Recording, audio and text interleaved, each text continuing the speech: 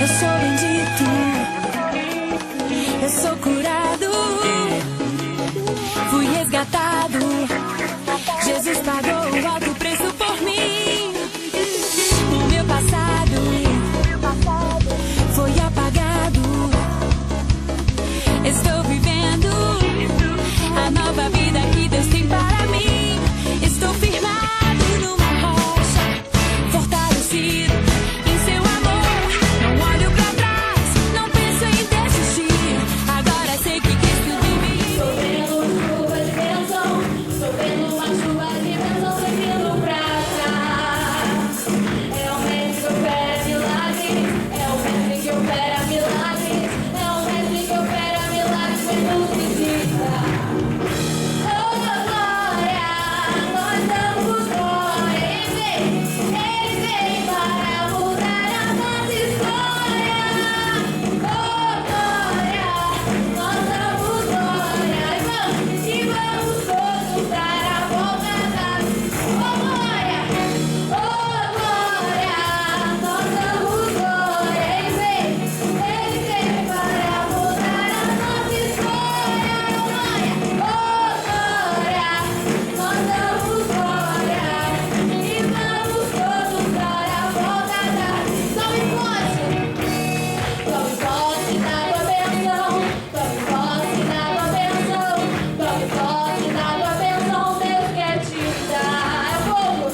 É o fogo do Espírito Santo. É o fogo do Espírito Santo. É o fogo do Espírito Santo que vem te ajudar. Tome posse da tua bênção. Tome posse da tua bênção. Tome posse da tua bênção. Deus quer te dar. É o fogo do Espírito Santo. É o fogo do Espírito Santo. É o fogo do Espírito Santo que vem te ajudar. Mais rima! Oh, glória, nós damos glória. Ele vem para mudar a nossa história. Oh, glória, nós damos glória. E vamos todos dar a volta da vitória. Glória, oh, glória, nós damos glória. Ele vem para mudar a nossa história. Oh, glória, nós damos glória. E vamos todos dar a volta da vitória. Glória a Deus.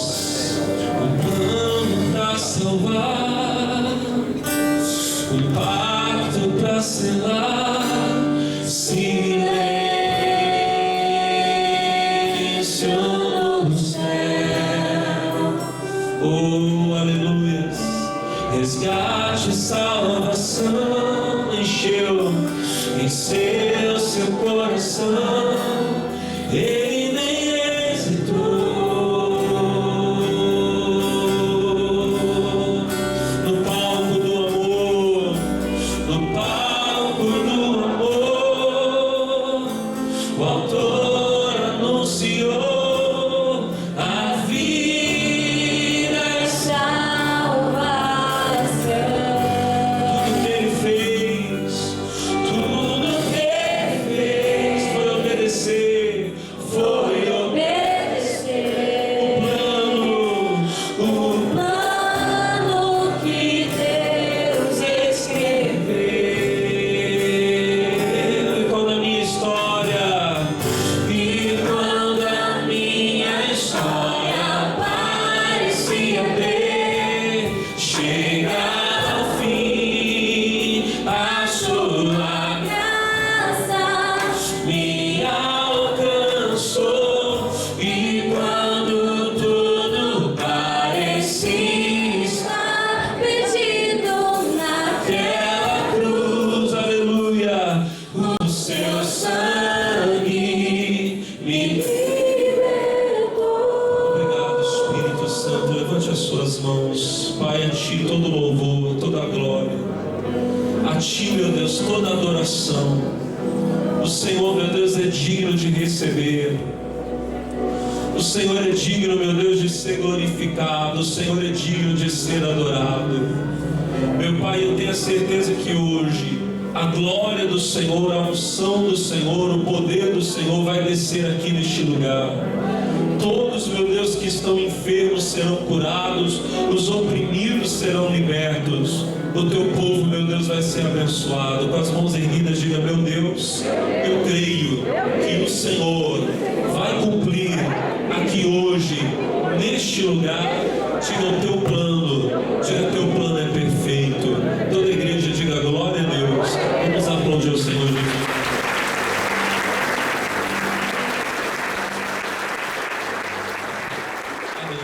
Os amigos que estão em casa e que vão receber essa reunião, que a graça de Deus alcance vocês. Nós estamos aqui agora na sede da Igreja da Graça de Deus de Taubaté. E hoje no culto dos filhos de Deus, você que é um filho de Deus, te convido a participar comigo. Se você ainda não é, você será em nome de Jesus. Amém? E o povo de Deus que está aqui na igreja está na fé. Não está? Quem está na fé, diga glória a Deus. Irmãos, hoje eu queria falar um pouquinho com você sobre algumas coisas que são importantes, irmão. Coisas que são necessárias nós fazermos se nós queremos ter um verdadeiro encontro com Deus. Em primeiro lugar, você tem que entender que você pode encontrar Deus porque Jesus abriu um caminho para você. A Bíblia vai falar para nós lá em Hebreus capítulo 4. Vamos lá, por favor. Hebreus capítulo 4. Essa palavra aqui, ela está no meu coração há bastante tempo. E eu já falei ela aqui uma coisinha ou outra com a igreja sobre essa palavra, mas não da forma que eu vou fazer hoje aqui. Hebreus capítulo 4, nós vamos lá no verso 15. Nome de Jesus. Todos encontraram, meus irmãos? Hebreus é bem no finzinho da Bíblia. Se você voltar de trás para frente é mais fácil ainda.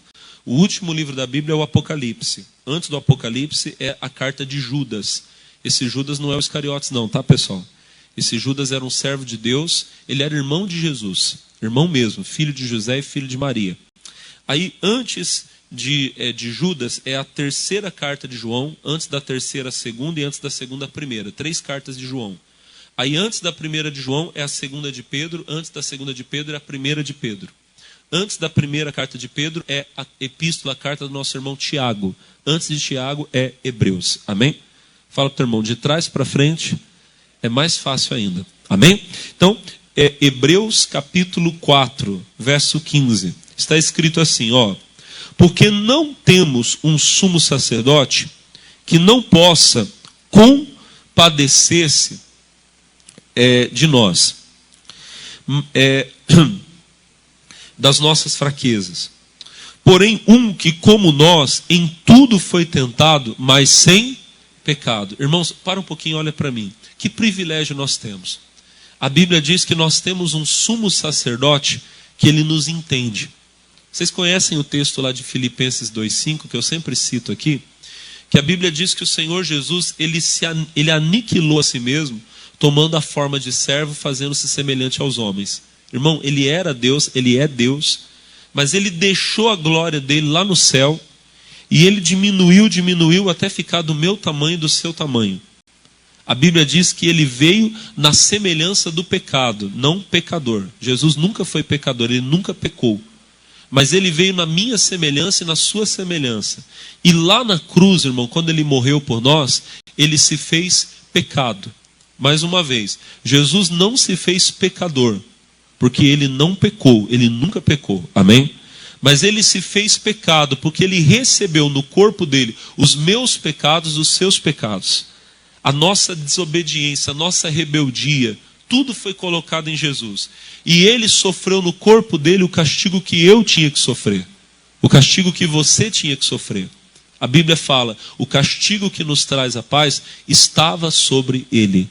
Agora, antes, irmão, de Jesus passar por esse castigo, antes dele ir à cruz e o Pai colocar nele todo o nosso pecado, toda a nossa transgressão, para que ele sofresse o peso da nossa maldição, antes disso, a Bíblia diz que ele passou por tudo que nós passamos. Tudo aquilo que você sente como homem, Jesus sentiu. A Bíblia fala que Jesus sentiu fome. Fala, pastor, fala. A Bíblia fala que Jesus dormia. Se ele dormia é porque ele tinha sono. E a Bíblia diz que Jesus até chorava. Que coisa mais humana do que essa, irmão, do que chorar? O Senhor Jesus derramou lágrimas. Pelo menos 3 vezes na Bíblia nós vamos encontrar o Senhor Jesus chorando. Então, Jesus ele foi tão humano quanto eu e quanto você, a ponto de sentir fome, a ponto de sentir sono e a ponto até de chorar. E uma coisa que nós passamos e que Jesus passou também foi por tentações. Agora, irmão, ele foi tentado, mas ele nunca pecou.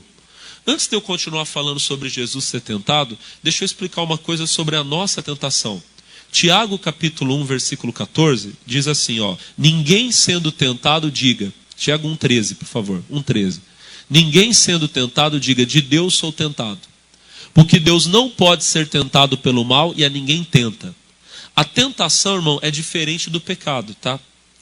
A tentação é quando o diabo, Satanás, ele vem a você e ele faz uma proposta. Deus não tenta ninguém.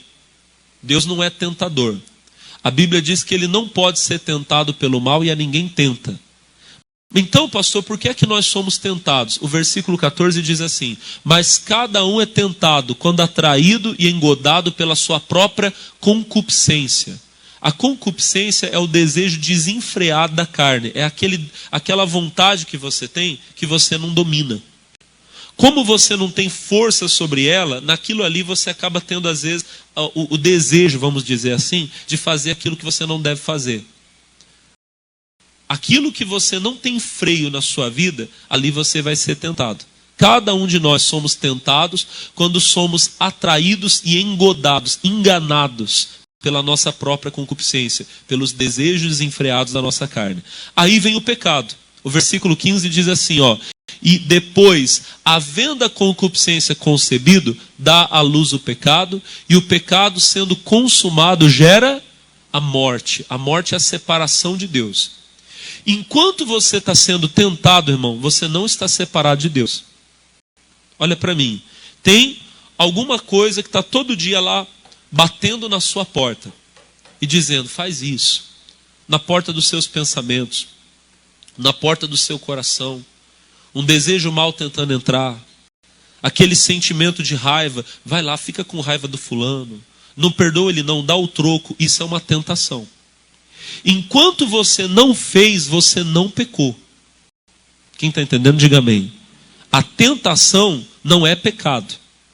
Agora, se você não se fortalecer, irmão, se você não vencer a concupiscência, o desejo desordenado da sua carne, você vai acabar uma hora caindo. A Bíblia fala lá em Gálatas 5,16: digo, porém, andai em espírito, e não cumprireis a concupiscência da carne. Você tem que se fortalecer na sua vida espiritual, estreitar sua comunhão com Deus. Efésios 6,10 diz, no demais, irmãos meus, fortalecei-vos no Senhor e na força do seu Filho de Deus, filha de Deus, se fortaleça. Porque se você não estreitar sua comunhão com Deus, você não fortalecer os músculos, vamos dizer assim, do seu espírito, uma hora você não suporta, você não aguenta o peso da tentação e você acaba caindo. Apesar de nós nunca passarmos por uma tentação que nós não possamos vencer, se você der espaço para ela e você continuar debaixo dela, em algum momento você cai. É tão sério que na oração do Pai Nosso, o Senhor Jesus nos ensinou a orar como? Não nos deixe cair. Então você tem que orar. Jesus disse que se você não se fortalecer para vencer a tentação, ela vence você. Você tem que orar. Não me deixe cair em tentação. Me fortaleça para eu não cair. Quem está entendendo, diga glória a Deus. Mas, enquanto você não caiu, o inimigo está lá, conta mentira. Você não contou, você não pecou. Mas se você não se fortalecer, uma hora você cai. Não esqueça disso. Amém? O inimigo está lá, vai lá, dá um tapa na cara daquela pessoa. Enquanto você não deu, você não pecou. O inimigo está lá, sinta ódio, sinta raiva. Olha o que ele fez com você.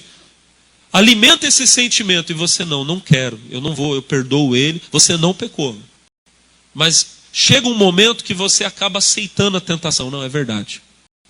O que ele fez comigo, tô olhando para você, viu, César? Eu sei que eu estou com raiva, tá? Estou brincando. Só para vocês, a gente aponta assim numa direção, acho que fica mais fácil de vocês enxergarem. Eu começo a ficar, é verdade. O que o César fez comigo não tem perdão mesmo. A partir de hoje ele morreu para mim. A Bíblia diz que quem odeia o irmão é assassino. Você acabou de se tornar um assassino. Morreu para mim. Nunca mais falo com ele. Se eu olhar ele na rua, eu passo reto, não dou nem bom dia para ele. Eu quero que tudo de ruim que possa acontecer, aconteça com ele. Um dia ele dá um tropeção, eu falo, bem feito, eu dizia. Eu falava, as pessoas não me ouviam, mas eu sabia, Deus é testemunha. Você, irmão, há muito tempo você permitiu que a tentação vencesse você. Dentro de você, você se tornou um assassino, às vezes um adúltero. Sabia? Eu sempre ensino aqui que o primeiro olhar, ele não é pecaminoso. Você não é cego, você tem os dois olhos. Você está andando na rua, uma pessoa bonita passa por você, você vai levantar o olho, a pessoa passou, você sabe que ela é bonita. E às vezes o que é bonito para um não é bonito para o outro. Isso é uma coisa que é pessoal, de cada um. Mas aí, irmão, o homem ou a mulher, não importa. Ele passou uma moça bonita, ou passou um rapaz bonito. Você olhou, você viu que a pessoa é bonita, você sabe que ela é. Amém? O problema está no segundo olhar. Aí você quer ver melhor. Não, você vai acompanhando com os olhos. Eita, olha só. Está amarrado, hein? Está amarrado, né, irmão? Vocês estão entendendo? Quem está entendendo, diga amém. Irmão, é isso. Esse segundo olhar, ele que é pecaminoso. Jesus disse que se um homem atenta numa mulher, presta atenção que isso aqui, irmãos, é muito sério. Se um homem atenta numa mulher para cobiçar, ou seja, ele olha com a intenção de cobiçar. Eu sempre falo aqui, a vizinha, eu sei que ela chega do trabalho 6 horas da tarde, eu já vou lá para o portão da minha casa para ficar esperando. Eu vou lá com a desculpa de que eu quero tomar um ar, vocês estão entendendo? Eu estou lá, que tarde bonita, tá um frio danado, irmão, mas eu estou lá, tomar um sol, que 6 horas da tarde, sol. Mas eu sei que aí a vizinha chega, eu dou uma disfarçada, mas eu fico olhando. Eita, olha só. Isso é o adultério. Isso aí homem pratica, mulher pratica, tá, irmão? Deus conhece até os pensamentos e as intenções do nosso coração. Como eu disse, você não é cego. Uma pessoa bonita passou por você, abençoa ela. Jesus, Deus abençoe essa pessoa. Eu não tenho que olhar de novo. No meu caso, por exemplo, eu sou casado, eu tenho uma mulher em casa, eu tenho que olhar para minha esposa. Amém? E ainda que eu fosse solteiro, irmão, eu sou solteiro, mas o meu corpo é templo do Espírito Santo, eu tenho a mente de Cristo, meus olhos pertencem a Jesus. Amém? Eu não tenho que ficar olhando os outros com lascívia, com aquele desejo desenfreado. Mas tudo bem, vocês entenderam. No momento em que eu aceito a proposta, eu pequei. O pecado consiste nisso. O Senhor Jesus, a Bíblia diz que em tudo ele foi tentado, mas ele nunca pecou. Volta lá para o Hebreus capítulo 4, versículo 15. Porque não temos um sumo sacerdote que não possa se compadecer das nossas fraquezas. Jesus conhece as minhas fraquezas. Por quê? Porque ele sentiu tudo o que eu sinto. Ele sabe como é que é sentir fome, porque ele sentiu fome. Ele sabe como é ficar cansado, porque ele ficou cansado. Olha para mim, irmão. Jesus sabe como é querer desistir. Todos nós aqui, de vez em quando, somos tentados a desistir. Pelo menos uma vez ou outra na vida, por razões diferentes, você já pensou que você não ia aguentar e você pensou em desistir. Vou desistir do meu casamento. Vou desistir, sei lá, do meu ministério. Vou desistir da igreja. Não vale a pena, é muita luta. Isso é uma tentação. Jesus sentiu isso, irmão. A diferença é que nós algumas vezes desistimos de fato. Nós pecamos. E a Bíblia diz que quando a pessoa, voltando lá para o Tiago, só para eu explicar isso aqui bem para você. Tiago, capítulo 1, versículo 15. 1,15. Depois, havendo a concupiscência concebido, dá à luz o pecado. Você aceitou a tentação, você pecou. Você concebeu o pecado, ele está sendo gerado dentro de você. A partir de agora ele vai crescer, crescer, crescer e vai ficar cada vez maior. Vai chegar uma hora que você pode até esconder por um tempo. A mulher que está grávida, ela pode por um tempo tentar esconder, pode ou não pode? Ela vai colocando uma roupa mais larguinha, mas chega uma hora que todo mundo começa a perceber. E chega um momento que não dá, irmão. Nasce a criança, os outros vão ouvir o choro, o clamor. E aquele bebezinho que nasce pequenininho, daqui a pouco às vezes está um brutamonte de 100 e tantos quilos, grandão, falando grosso. Oi, mãe. É assim ou não é? O pecado é a mesma coisa. Eu lembro que há uns anos atrás, veio um pregador aqui em São José dos Campos. Eu estava na região. Ele era um pregador americano, o nome dele era Chad Daniel. E ele tinha uma maneira muito interessante de explicar o pecado. Ele pregava e às vezes ele colocava uma cobra, como é que é o nome daquela? Sem ser a sucuri, tem uma outra. Piton, ou piton, não sei como é que se pronuncia. Ela é uma cobra, acho que é constritora que fala. Ela mata por sufocamento. Se não for essa palavra, você me perdoa, tá? Eu sei que uma cobra daquela, irmão, chega a ter... A sucuri é brasileira. Tem essa piton, ela não é da nossa fauna, né? Mas tem muita gente que tem aqui no Brasil como bichinho de estimação. É pet. Só que olha para mim, irmão. É um pet que, se decidir grudar no seu braço, cada volta que ela dá, vai precisar de um homem para tentar desenrolar. Se ela der 2 voltas, vai precisar de 2 ou 3 voltas. É tão forte a bicha que não tem jeito, irmão. Se ela me enrolar aqui, ela me sufoca, ela me mata por sufocamento. Aí o pregador lá, o Chad Daniel, ele estava com aquela cobra pendurada aqui no pescoço, aquela bicha grandona, devia ter uns 1,5 metro, 2 metros aqui, e ele falava, essa daqui, esqueci o nome dela. Ele deu o nome lá, não lembro, era um nome que você dá pro bichinho, você chega pro cachorrinho, esse aqui é o Pudim. Nome bom você dá pro seu cachorro, Pudim. Né? Esse aqui é o Totó, né? Ele estava com aquela baita bichona pendurada aqui e falou, ela, quando eu era pequenininha, às vezes eu até dormia com ela.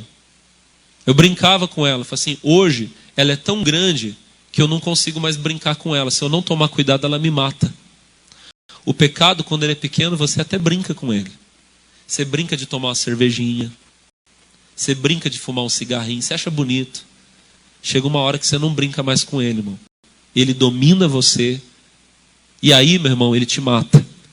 E às vezes, para você se soltar dele, olha o exemplo que ele deu.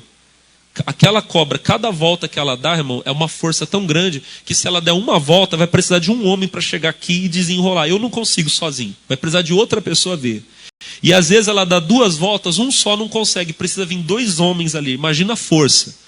Às vezes, para libertar uma pessoa de um pecado, irmão, precisa de uma mãe orando, um pastor intercedendo, um amigo lá na escola, no trabalho, evangelizando. Olha quantas pessoas para fazer você escapar da cobra, do pecado. Coisa séria, irmão.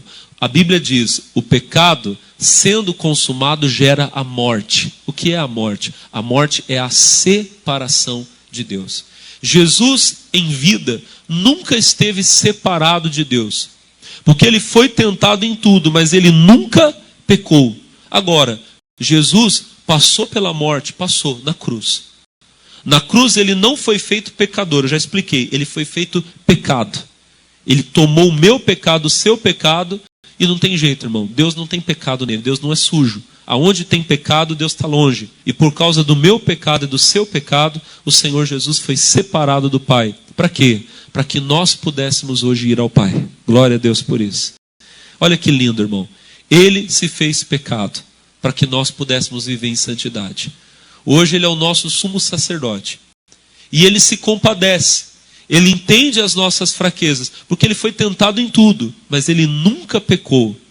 E como ele não pecou, como ele venceu o pecado, agora ele nos dá a condição de vencer o pecado. Fala para o irmão, você pode vencer o pecado.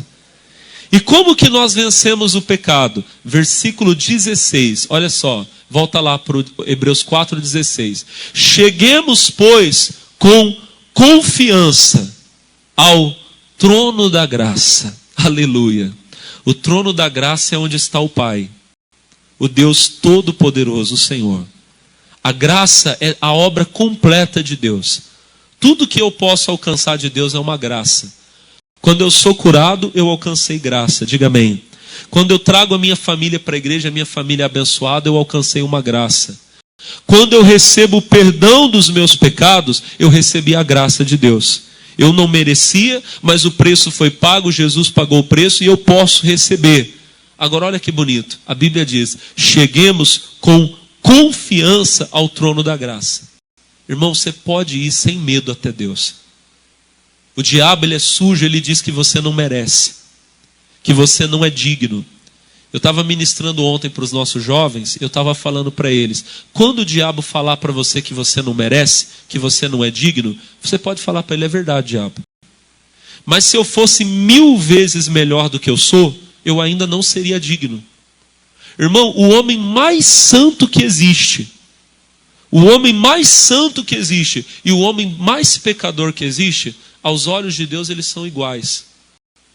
Porque a nossa justiça, a Bíblia diz que a minha justiça, a nossa justiça para Deus é como um trapo, um pano de imundícia.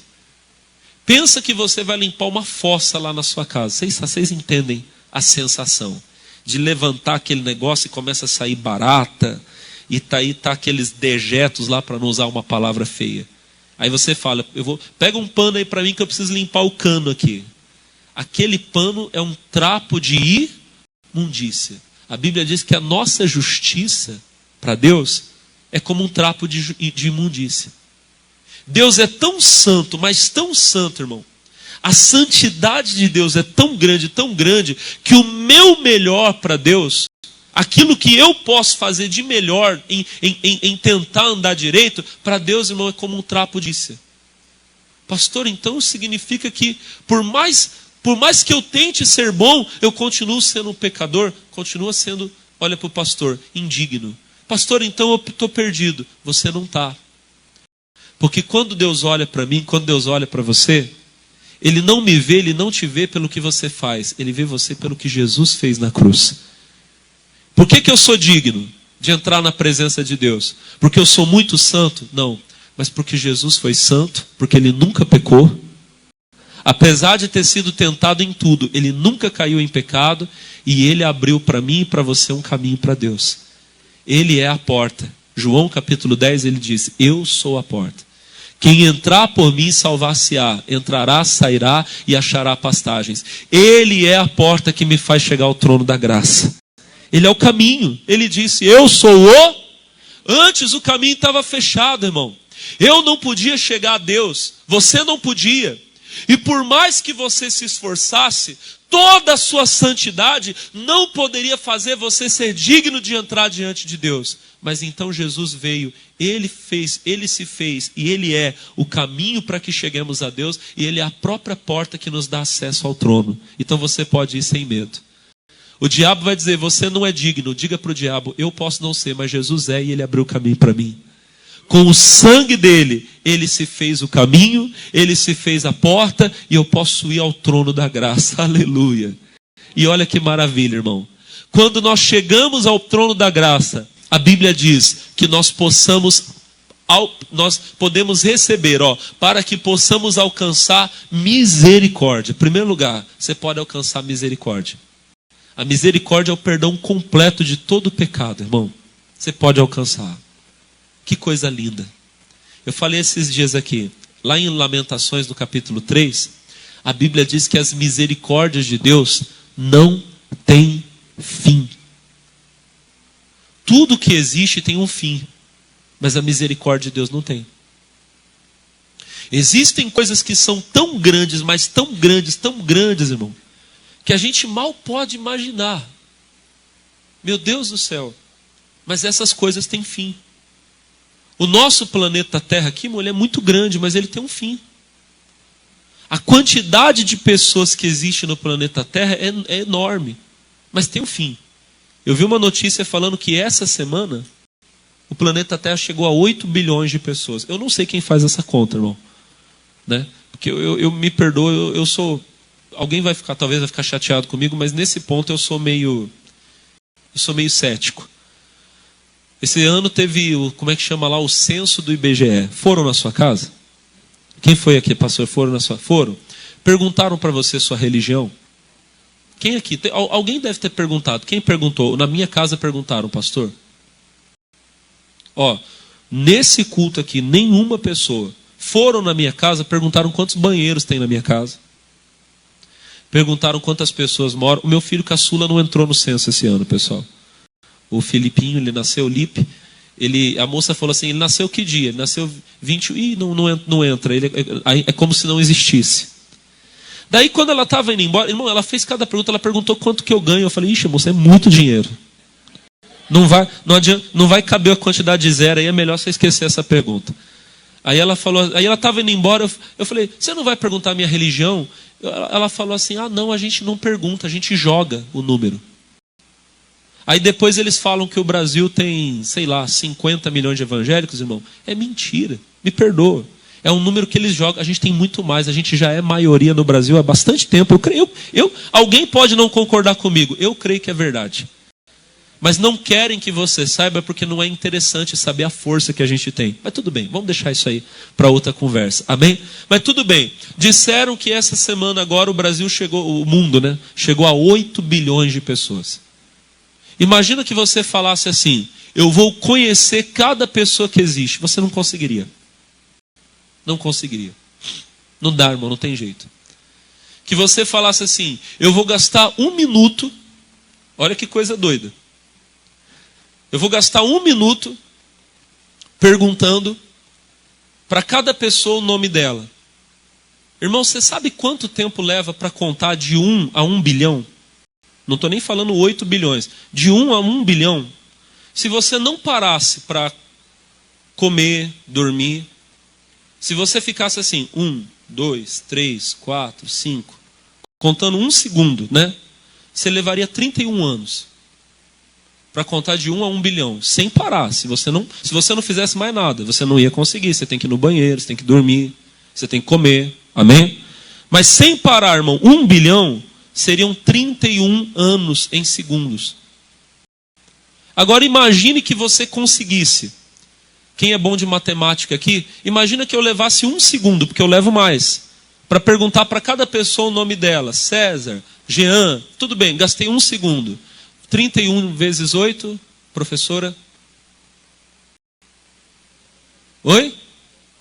Você levaria 248 anos para perguntar para cada pessoa da Terra o nome dela. 248 anos. E isso, como eu disse, se você não comesse, não dormisse, e se desse certo de você conseguir, certinho. 1, 2, 3, Alex, João, Maria, Pedro, Carlos, Antônio. E quando chega naqueles nomes lá, irmão, Mefibosete, já levou 2 segundos. Né? Você pergunta lá pro camarada lá o nome, tem umas mães que dão uns nomes, né, irmão? Nebuzaradã. Dá uns nomes na Bíblia aqui que é legal, né, irmão? Você chega lá no, sei lá, tudo bem, vocês entenderam. Imagina, você levaria quantos anos, Tainúzia? 248 anos para perguntar para cada pessoa da Terra o nome dela. Irmão, é muito tempo. Você não conseguiria. Você precisaria levar umas 3 vidas da que você leva. Irmão, mas olha para o pastor. Por que eu falei esse número absurdo para você? Para você entender que tem um fim. A gente nunca conseguiria visitar todas as cidades do mundo. Os países dá para visitar, levaria um bom tempo. Mas você não conseguiria visitar todas as cidades, você não conseguiria visitar todas as casas, você não conseguiria visitar todas as ruas, mas esse número tem um fim. Amém, pessoal? Nós nunca conseguiríamos, irmão, viajar o universo inteiro. Não no nosso tamanho, não tem como. Para você sair daqui e chegar na outra estrela, fora o Sol, a outra estrela que está mais próxima da gente, o nome da estrela mais próxima da Terra, fora o Sol, é uma estrela chamada Próxima Centauri. Se você conseguisse viajar na velocidade da luz, que é impossível, você levaria 4 anos para chegar lá. Se você viajasse a quase 300 mil quilômetros por segundo. Em 1 segundo, 300 mil quilômetros, você daria 7 voltas e meia na Terra. Se existisse alguma máquina que viajasse nessa velocidade, você levaria 4 anos para chegar, aleluia, na próxima estrela. E para andar na nossa Via Láctea, você levaria 100 mil anos. De uma ponta a outra. Isso pelo que dizem os cientistas, tá, pessoal? Se eu quisesse visitar, pastor, cada uma das estrelas, eles estimam que só na nossa Via Láctea existem entre 200 e 400 bilhões de estrelas. Meu Deus do céu. Nós não conseguiríamos. Mas tudo bem, irmão. As estrelas têm um fim. As galáxias têm um fim. O universo chega a algum momento em que ele termina. Ah, pastor, ele está expandindo. Mas chega algum momento que você ia chegar lá na borda dele. Não sei como é que é a parede que divide ele, eu não sei como é que é. Mas eu quero que você entenda, irmão. O universo tem um fim, as estrelas têm um fim, as ruas, as pessoas, tudo chega um momento que acaba. A misericórdia de Deus não. Ela é maior que tudo isso que eu falei para você, irmão. Você consegue entender como é grande a misericórdia de Deus? Você nunca vai pecar tanto. Você nunca vai pecar tanto que você esgote a misericórdia de Deus. Ô pastor, foi bom o senhor ter falado isso. Que agora eu vou pecar, porque a misericórdia de Deus não tem fim. A questão é a seguinte, a misericórdia de Deus não tem fim. Agora a sua fé para pedir perdão, ela tem limite. Apesar da misericórdia de Deus ela ser tão grande que ela não tem fim, chega uma hora que você não tem mais fé para chegar a ela. Você peca uma vez, você pede perdão. Senhor, me perdoa. Aí daqui a pouco você peca de novo. Deus me perdoa, não presta, não vale nada, eu sou o pó da terra, tudo bem, eu crio. Chega uma hora, irmão, que você começa, puxa, eu não tenho vergonha. Eu faço mesmo, acho que eu não presto. Chega uma hora que a misericórdia de Deus está lá. Ela é enorme, ela não tem fim. Amém? Mas você não tem fé para acessá-la. A questão é essa. O problema não está na misericórdia de Deus, o problema não está na nossa fé. Agora, se você caiu, se você errou, e hoje você está aqui se sentindo a pior pessoa do mundo e você diz, pastor, para mim não tem perdão. Eu quero dizer, tem perdão para você. E receba a fé, porque a fé vem por ouvir a palavra. Eu estou aqui dizendo a você, Deus pode perdoar você, pode levantar você. E mais do que ter misericórdia, de te dar misericórdia para você receber o perdão, Ele pode te fortalecer para você não pecar mais. Aí a Bíblia diz, olha que lindo, 4,16, para que possamos alcançar misericórdia e achar graça. A graça de Deus, irmão, ela é um poder fortalecedor. Quando a graça de Deus está sobre você, você não peca. Você não erra mais. Pastor, por que eu vivo caindo? Porque você não tem ido ao trono da graça. Se você todos os dias levantasse pela manhã e você falasse, Senhor, eu estou aqui, me dá força para não cair nesse dia, você já ia reduzir, sei lá, em quanto as chances de você cair e cometer algum pecado, algum erro. Vá ao trono da graça hoje, mas vai amanhã, amém, irmão? Levanta de manhã e fala, Senhor, me dá unção, me dá o poder do teu Espírito, me dá força para não cair. Quem está entendendo, diga glória a Deus. Vá ao trono da graça. Quando você estiver diante da tentação, o inimigo estiver batendo na sua porta, e você sentir que veio o desejo, a vontade de abrir a porta e deixar o pecado entrar, ore a Deus e fala, Senhor, me dá graça, não me deixa cair, não me deixa errar. O inimigo está ali batendo na porta, a minha vontade é abrir, mas eu sei que é errado, não deixa. Irmão, ele não vai deixar. A Bíblia diz, em primeiro lugar, que ele não deixa você ser tentado acima daquilo que você pode suportar, irmão. Jesus sim, ele foi tentado em tudo. Irmão, Jesus foi tentado em coisas que nós não podemos nem entender. Eu estava falando ontem para os jovens, eu estava falando com eles de Mateus capítulo 4. A Bíblia diz que o diabo pegou Jesus e levou ele, irmão. Eu creio que isso foi um lugar espiritual, porque não existe nenhum lugar físico onde isso seja possível. Mas levou ele num monte muito alto e mostrou, irmão, todos os reinos do mundo e a glória deles. Irmão, Jesus viu coisas que você não aguentaria ver. Porque, como eu disse, a nossa estrutura ela é muito fraca. Lá no Salmo 103, a Bíblia diz que como um pai se compadece dos filhos, o Senhor se compadece de nós, porque Ele conhece a nossa estrutura e sabe que nós somos pó. Ele sabe o quanto você é pequeno, irmão. Eu preciso falar isso aqui para você, infelizmente. Eu tenho uma força, você também tem. Chega uma hora que eu não aguento. Se você colocar 10, 20, 30, 40 quilos no meu ombro, talvez eu carregue. Mas se você colocar mais do que isso, vai chegar uma hora que eu não vou suportar. Chega um momento que a tentação se torna tão grande que você não suportaria. Ninguém nunca chegou perto de ver o que Jesus viu, irmão. O diabo ofereceu para Jesus naquele dia riquezas que nós não podemos imaginar. Ofereceu prazeres que nós não podemos imaginar. Qualquer um de nós olharia e falaria, estou caindo, eu quero. O quê? Ter essa riqueza, morar nessa casa, viver com essas pessoas, eu quero. Jesus olhou para tudo aquilo que eu e você não suportaríamos e ele olhou para aquilo, ele olhou para o diabo e disse, vai-te, Satanás. Porque está escrito, ao Senhor teu Deus adorarás e só a Ele servirás.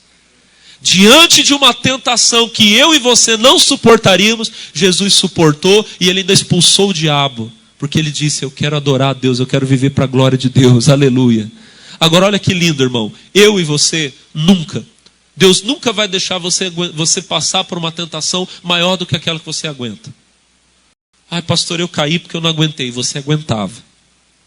Você caiu porque você quis, é diferente. Lembra, eu posso suportar, eu posso vencer. E a Bíblia diz que no momento da tentação, Deus nos dá um escape. O que é um escape? É uma porta de saída, irmão.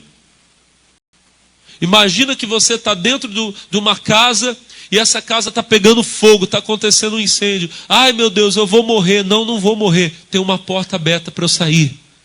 Está lá bem grande, saída. Por que eu vou ficar aqui e vou me queimar se eu posso correr para a saída e escapar? Jesus é a nossa porta de saída. Ele é, irmão. No momento da tentação, por pior que ela seja, a porta está aberta. Corre para Jesus. Na mesma hora, Senhor, eu estou aqui, não me deixa cair, me dá força para não errar. E você vai receber graça. Ele vai te dar graça, irmão. Ele vai mostrar uma coisa para você que você vai conseguir dizer não para o pecado. Você vai conseguir vencer. Você não precisa viver no pecado. Agora lembra, você tem que ir ao trono da graça.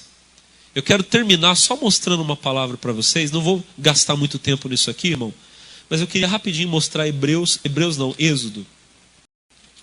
Êxodo 24. Foi a nossa mensagem da campanha de uns dias atrás. Nós estamos fazendo aqui uma campanha de 40 dias. Praticamente a igreja toda está comigo. Quem está comigo, diga glória a Deus. Falando do livro do Êxodo. E há 2 dias atrás, a nossa mensagem foi Êxodo 24. E tem uma palavra aqui de Êxodo 24 que até agora está no meu coração. Êxodo 24, 15 diz: E subindo Moisés o monte, a nuvem cobriu o monte. E habitava a glória do Senhor sobre o monte Sinai. E a nuvem o cobriu por 6 dias. E ao 7º dia, chamou o Senhor a Moisés do meio da nuvem. Olha que coisa, irmão. Moisés subiu no monte para falar com Deus. E então a Bíblia diz que ele ficou 6 dias esperando Deus chamá-lo. Ele já estava no monte. Quem está entendendo, diga glória a Deus. E ele ficou 6 dias no monte, diante da nuvem da glória. A glória de Deus estava lá no monte Sinai. E ele ali. 6 dias ele esperou. No 7º dia Deus falou: Moisés, entra. E Moisés entrou dentro da nuvem da glória de Deus. Quando Moisés entrou, quanto tempo ele ficou lá dentro? Versículo de número 18. E Moisés entrou no meio da nuvem, depois que subiu o monte. E Moisés esteve no monte 40 dias e 40 noites. Irmão, aqui tem 2 lições lindas que eu quero te dar. A primeira, irmão, você tem que aprender a esperar no Senhor. A gente se acha muito ocupado para orar. A gente se acha muito ocupado para vir à igreja. Nós colocamos as coisas de Deus no último lugar da nossa lista de prioridades. Se eu tiver que fazer qualquer coisa com relação à minha família, com relação a trabalho, tudo isso vem em primeiro lugar. Deus é se der. Se der tempo eu oro, se der tempo eu vou para a igreja, se der tempo eu assisto o culto. É sempre assim, irmão, para Deus é se der. Sabe o que acontece? Acontece que você nunca tem tempo para nada também. Tudo que você tenta resolver, parece que você não consegue. Você tem que entender que o nosso tempo verdadeiro, o tempo em que você verdadeiramente é produtivo, em que você verdadeiramente consegue resolver as coisas, esse tempo vem de Deus. O apóstolo Pedro escreveu que para o Senhor, 1000 anos é como um dia, e um dia é como 1000. Sabe o que significa? Deus pode fazer na minha vida, em um dia, a obra de 1000 anos. Nós estamos acabando o ano. Nós estamos no penúltimo mês, daqui a alguns dias, esse ano vai terminar. O que não aconteceu o ano todo, Deus pode fazer agora, nesses últimos dias. Mas eu quero dizer para você, irmão, o que não aconteceu em 20 anos, o que você não conseguiu fazer em 30 anos, 40 anos, 50 anos, 60, 70, 80, o que você não conseguiu fazer em 90 anos da tua vida. Talvez aqui no nosso meio haja alguém na casa dos 80, dos 90. O que você não conseguiu fazer até hoje, Deus pode fazer na sua vida agora, nesses dias. Deus pode fazer hoje. Pastor, eu estou na igreja há 20, há 30 anos orando pelo meu casamento. Não tem mais jeito. Tem, irmão. Deus pode hoje entrar na história e hoje salvar seu casamento, hoje, nesse dia. Mas o problema, olha para mim, é que você tem tempo para tudo, menos para Deus. Você coloca Deus em último, você não espera no Senhor. Como você não espera no Senhor, as outras coisas também, você trabalha e você não consegue resolver. Pensa comigo, irmão. Moisés tinha uma igreja muito maior do que a minha para cuidar. Moisés tinha uma igreja muito maior do que a cidade de Taubaté para cuidar. Taubaté tem 300 mil habitantes na média, arredondando. Amém? A igreja que Moisés pastoreava no deserto era uma igreja de 3 milhões de pessoas. Era maior do que São José dos Campos, Taubaté, Jacareí, Pinda. Era maior do que acho que a população do Vale do Paraíba. Era a igreja que Moisés cuidava, no meio do deserto. Como é que Moisés ia dar comida para todo mundo, água para todo mundo, resolver o problema de todo naquele lugar, irmão? Aqui em Taubaté já é difícil, aqui que tem supermercado, que tem farmácia 24 horas, asfalto, água, esgoto, tem tudo. E tem gente que passa dificuldade, imagina num deserto, no meio do nada. Como que Moisés conseguia? Sabe como ele conseguia? Aí que está, ele não conseguia, era Deus que fazia tudo. O trabalho de Moisés era ficar na presença de Deus. Moisés gastava o tempo que ele precisava para ficar à disposição de Deus. E tudo que ele não conseguia fazer, Deus fazia. Você tem lutado e você não consegue, irmão. Para de tentar lutar com a sua força e comece a esperar em Deus. Se eu tiver que levar 7 dias para chegar na presença de Deus, eu vou chegar. Mas eu vou esperar. O que vai acontecer é que as outras coisas Deus vai entrar com o poder dele, ele vai resolver, diga amém. E aí Moisés ficou 40 dias dentro da nuvem. Irmão, 40 dias sem comer, sem beber, sem dormir, porque foram 40 dias e 40 noites.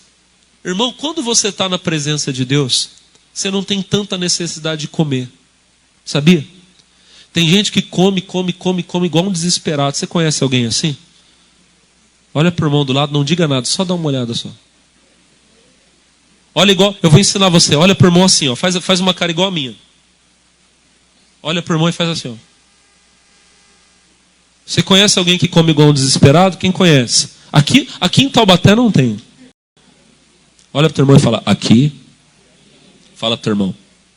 Aqui não. Né? Hoje, por exemplo, domingo, eu sei que vocês vão todos comer uma saladinha. Né? Você vai colocar 2 folhas de alface, um tomate no prato. Você vai comer e vai levantar da mesa e vai falar, estou satisfeito. Vai não, né, irmão? Hoje vai rolar uma macarronada lá, uma lasanha, um churrasco. Vocês vão comer picanha, porque picanha está na moda. Olha para mim, irmão. Hoje, olha para o pastor Alex. Hoje o negócio vai ser bom lá, diga glória a Deus. Mas voltando ao que eu estava falando para vocês, irmãos e irmãs, olhem para mim. O que eu vou falar é sério. Tem gente que come e não tem limite. Uma vez eu fui na casa de uma pessoa, irmão. Não vou entrar em detalhes. Mas uma pessoa que não tinha condição de comer a quantidade que eu como, pelo meu tamanho, pela minha estrutura. Ela comia 3, 4 vezes o que eu aguentava comer. O prato dela. E quando ela terminava, ela ia no prato de todo mundo da mesa e comia o resto. Eu olhei aquilo e falei, meu Deus do céu. Ela estava comendo um prato, eu lembrei de Moisés subindo no monte, irmão, que não dava para ver ela do outro lado. E ela estava comendo e olhando para as pessoas tirando a comida da panela e falando, guarda para mim! Eu olhei aquilo e falei, meu Deus, que desespero. Que desespero. A gente não precisa disso, irmão. Mas sabe qual que é o problema? Quando você está vazio de Deus, você quer se encher de outras coisas. Irmão, quando você está na presença de Deus, nem dormir você precisa dormir tanto, sabia? Verdade. Você já reparou que tem gente que dorme e está cansado? Você conhece alguém assim? Aqui, por exemplo, aqui em Taubaté não, porque aqui todo mundo acorda cedo todo dia. Vocês levantam às 5, quem todo dia levanta às 5 para o meio-dia, deixa eu ver. Mas olha para mim, irmão. Mas gente, olha aqui para o pastor. Você conhece alguém que dorme até meio-dia e quando acorda olha para você e fala, eu estou cansado? Quem conhece alguém? Não é daqui de Taubaté, é lá de outro estado que vocês conhecem. Quem conhece alguém assim? Diga, eu conheço. Quando você está na presença de Deus, irmão, você não precisa nem dormir tanto. Você não precisa comer tanto. Em João 4, vou terminar. Agora é promessa de pastor. Em João 4, Jesus encontrou a samaritana lá no poço de Jacó. Jesus disse para ela, quem beber dessa água vai ter sede. Quem beber da água que eu tenho para dar, nunca mais terá. E a samaritana gostou da história.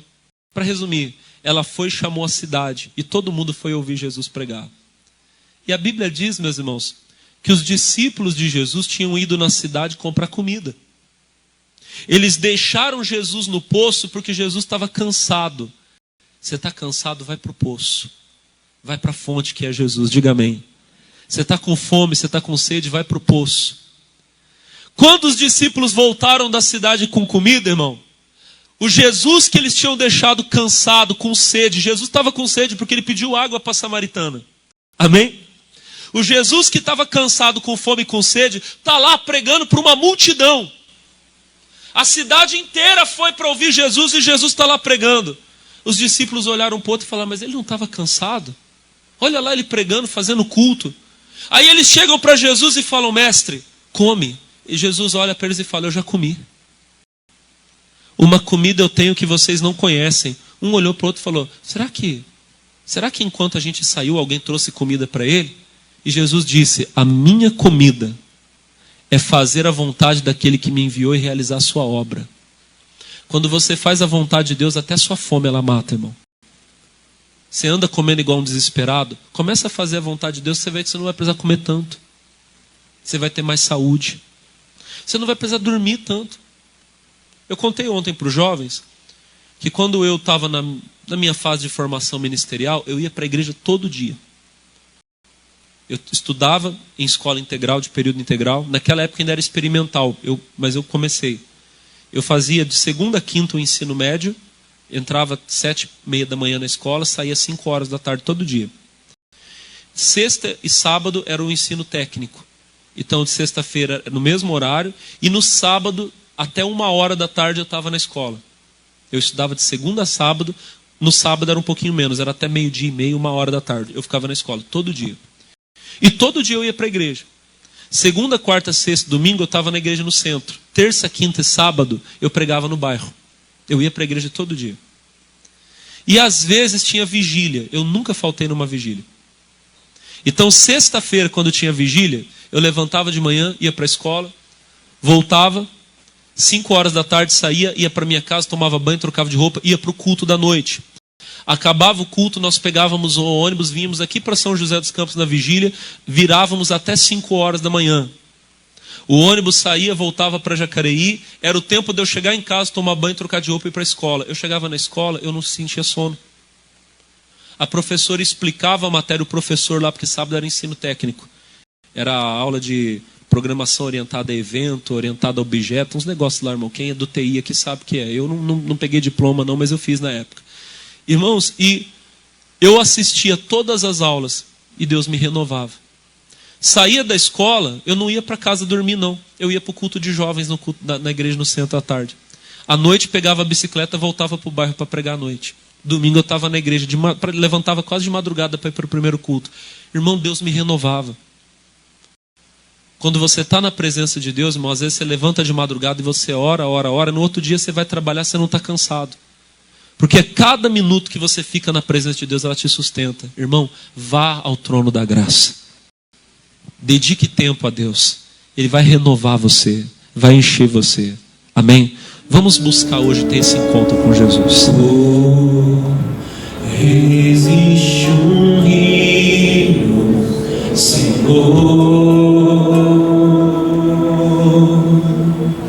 que flui do teu grande amor. Águas que correm do trono. Águas que correm do trono, águas que curam e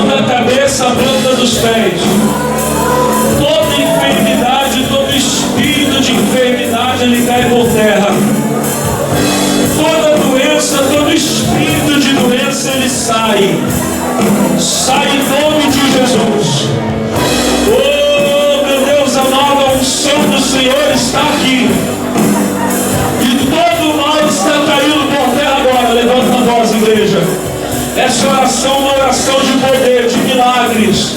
E o Senhor vai encher esse lugar de milagres. Ele vai encher este lugar da glória dele, do poder dele agora. E aonde houver o mal, eu digo, saia mal. Aonde houver uma doença, eu digo, saia doença. Saia enfermidade. Em nome de Jesus, vai embora, vai embora. O mal que os médicos não conseguem curar, que, meu Deus amado, os psicólogos, psiquiatras não conseguem resolver com toda a sua boa vontade, mas eles não têm conseguido. O remédio não tem solucionado, mas o poder do Senhor, meu Deus, tem a cura para aquilo que aos olhos dos homens é impossível. Pois eu digo agora, todo mal em nome de Jesus vai saindo, todo mal em nome de Jesus vai embora, toda obra maligna vai saindo dessa família, dessa casa, do casamento, do marido, da esposa, do filho, da filha, do pai, da mãe. Vai mandando todo mal embora, homem de Deus, mulher de Deus. Levanta a tua voz agora e diga a esse mal: sai, sai, sai, sai, sai, sai. Em nome de Jesus, vai embora, vai embora, vai embora. Todo mal, todo demônio, saia em nome de Jesus. Em nome de Jesus, em nome de Jesus, para a glória de Deus. Amigos de casa, Deus abençoe vocês. Olha, você que vai participar dessa reunião, que ouviu essa mensagem, só quero lembrar vocês que a Igreja Internacional da Graça de Deus aqui em Taubaté está de portas abertas todos os dias, tá bom? De segunda a sexta-feira, as nossas reuniões acontecem sempre às 8 da manhã, às 10h30 da manhã, às 3 horas da tarde, às 5 horas da tarde e às 7h30 da noite. Sábado a igreja está aberta o dia todo para o atendimento. Na parte da manhã, na parte da tarde, nós temos as reuniões aqui com a juventude, às 4h30 da tarde, às 7h30 da noite. E domingo é o dia do encontro com Deus. Você quer ter um encontro com o Senhor? Vem estar comigo às 8 da manhã, às 10h30 da manhã, também 3 horas da tarde e às 18 horas, tá bom? Avenida Granadeiro Guimarães, 416, no centro de Taubaté. Que o Senhor abençoe a todos em nome de Jesus.